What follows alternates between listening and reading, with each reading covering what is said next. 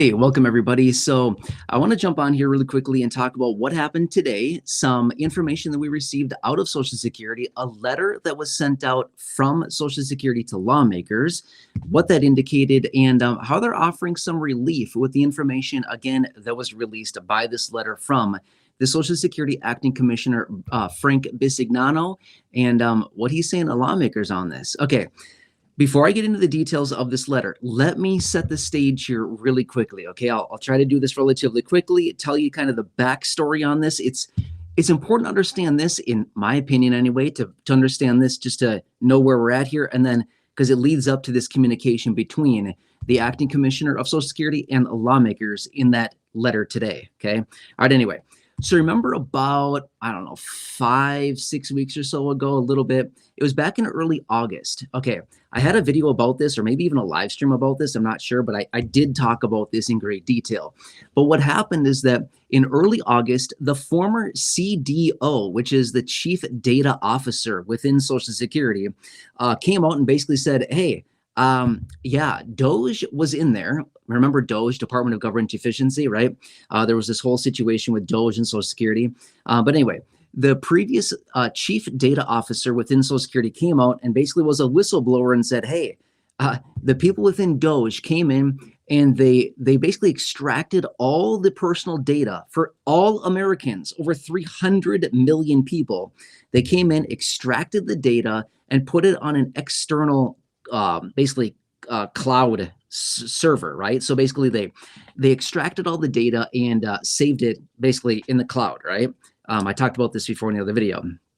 But anyway, that was a major concern because, as we all recognize, like, they have a lot of data. Social Security has tons and tons of data on all of us. I mean, they know virtually everything about us, and they have very sensitive data about us as well. So the leakage of that information, our personal data, to be extracted from the Social Security database and then possibly held on like a cloud server or just like extracted and held somewhere other than Social Security, makes a lot of us probably feel pretty uneasy, considering all of our very personal, very sensitive data may be out there somewhere, right?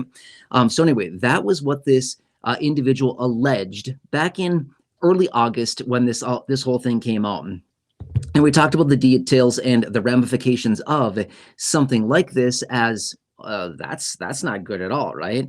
So anyway, that's kind of the quick backstory on that. And again, if you saw my videos or the live stream talking about that, again, maybe 5-6 weeks or so ago, give or take a little bit, when I discussed the details after this information leaked, then you probably, understand that backstory. Okay, now let's fast forward to today. Today being, what is today? Tuesday, September 16th. Yeah, Tuesday, September 16th, right here, right now, as I host this live stream. But anyway, now today, the acting commissioner, Frank Bisignano, he sent a letter over to lawmakers and said that the database within Social Security that holds all of the personal data for all of us, over 300 million people. Again, when I say all of our personal data, I mean like our full names, our addresses, our birth locations, our mother's maiden names, which is a very important security question for a lot of different things, right? Obviously, our birthdays, our Social Security numbers, like a lot of personal data about us, right? Social Security has that information on all of us, and that's okay, not that big of a deal. But if that information were to be leaked out of the Social Security database, well, then now we have a problem, okay? But anyway, the letter that was drafted by the acting commissioner and sent over to lawmakers today was basically stating that there's no record, there's no indication that this database, as in Social Security database, there's nothing indicating that that information was extracted from the database. It was not hacked. It was not leaked.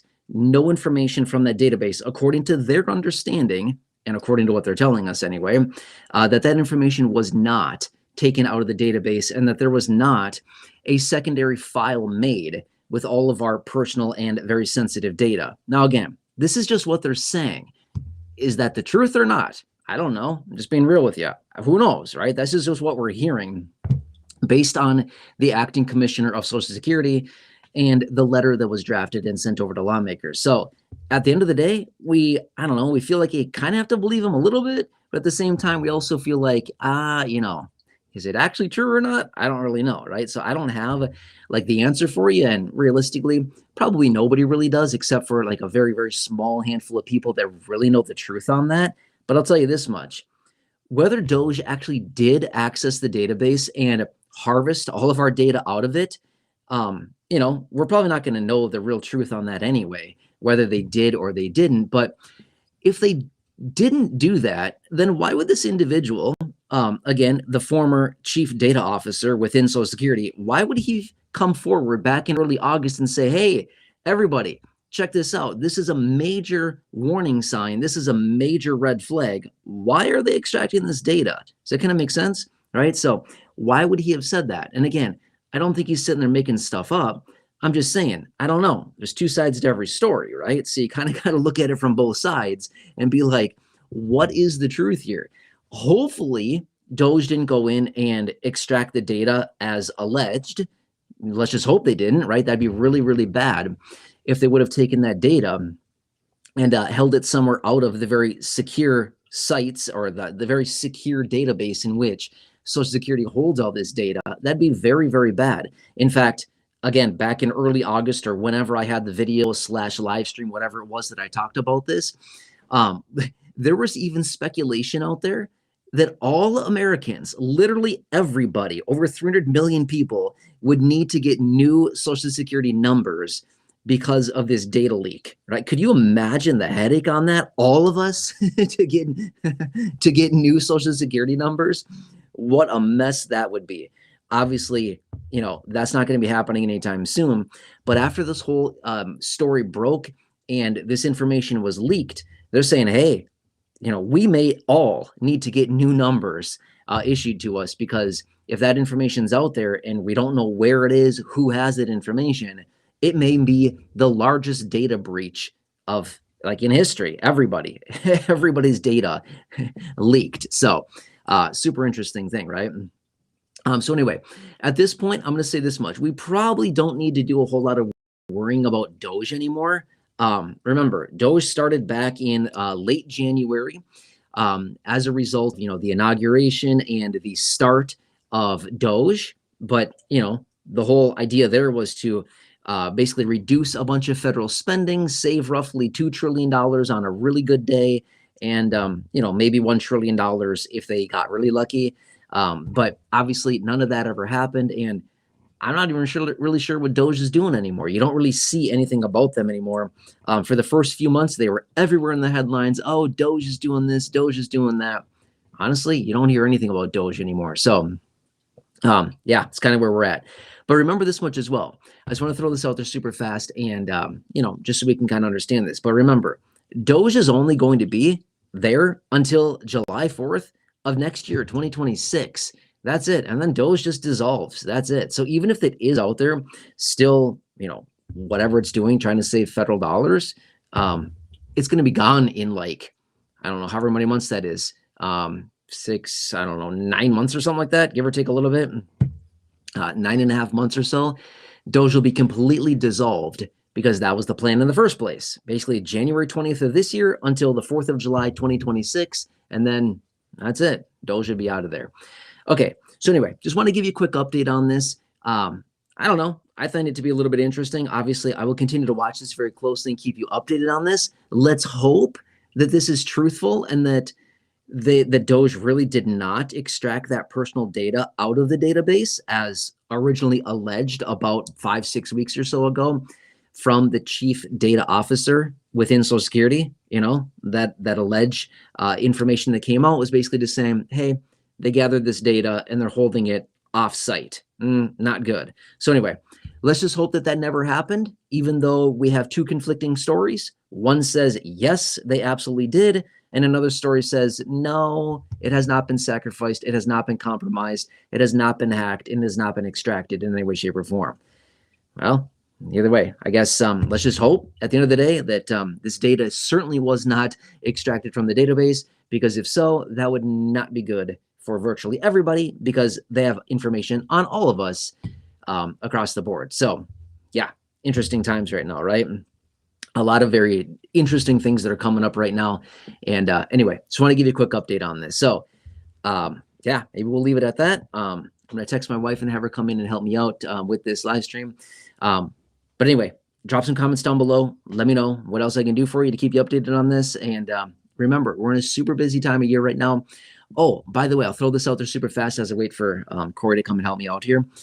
Just today, remember, I had a video out, I think maybe about a week or so ago, give or take a couple days.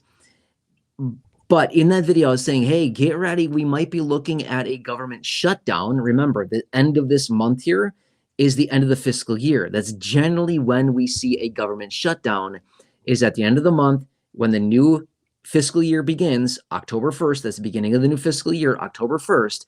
We generally see the shutdown happen at that time if we're going to get one. Well, in the video that I had out maybe like a week and a half or so ago, week ago, something like that, in that video, I said, hey, prepare, get ready, because this comes up all the time. We see all this talk of a potential government shutdown. They floated an extension out until November, November time to continue to keep the government funded. So I'll keep you posted on that. Don't worry about your monthly benefit. They will not be delayed in any way, shape, or form if we go into a government shutdown. I'll keep you posted along the way. Otherwise, I'm going to say this super fast. Phone number here. Write that down, take a picture, take a screenshot. That may be your golden ticket worth hundreds or thousands of dollars. If you're on Medicare, write that phone number down. Seriously, write that phone number down. Take note of that. That may be worth a lot of money to you coming up here very, very soon. If you're currently on Medicare, this is going to be your best friend in about 2 weeks. Take note of that. I'll keep you posted. And by the way, a lot of people here in this community are saving a ton of money, hundreds, thousands of dollars. I just highlighted Barbara Welly. I think I'm pronouncing her name correctly. I highlighted her in a community post today. She's saving $94 a month.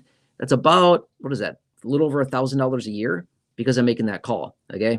All right. Anyway, yesterday I featured, who did I feature yesterday? Dwayne Carls. He's saving $142 a month. That's about, what is that? $1,600-ish a year, give or take a little bit, because he called that phone number. Anyway, after you talk to them, drop a comment down below, use the word chapter, let me know how it goes, and I'll feature you in an upcoming video and I'll give you some shout outs. All right, anyway, Corey's here to help me out.